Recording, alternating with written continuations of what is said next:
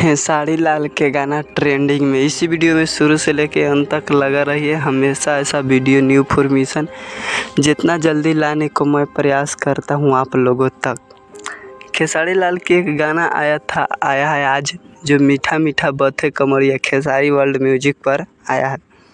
आप लोग नहीं सुने तो जाके सुने। इस गाने की बात करें तो गाना म्यूजिक भी ठीक ठाक है, गानों भी ठीक ठाक है, सब कुछ जैसा म्यूजिक जैसा गाना वैसा शूटिंग किया गया है। और ये एक फीमेल की आवाज़ नहीं है, सिर्फ खेसारी लाल की आवाज़ है और किसी की आवाज़ नहीं है। इस गाने की बात करें तो ये गाना ट्रेंडिंग में ट्रेंड कर रहा है। अभी तो दिक्कत है 20 नंबर पर भी ट्रेंड कर रहा है। आप लोग इतना सुनिए कि 1 नंबर पर ट्रेंडिंग में ट्रेंड करवा दीजिए।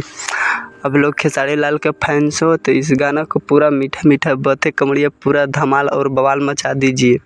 इस गाने के व्यू की बात करें तो व्यू उतना रिस्पॉन्स ठीक ठाक नहीं है, जो है तो ठीक है लेकिन उतना रिस्पॉन्स बढ़िया नहीं मिल रहा है। वैसा हम इन्फॉर्मेशन लाते रहूँगा। पूरा वीडियो देखने के लिए आप लोगों को धन्यवाद।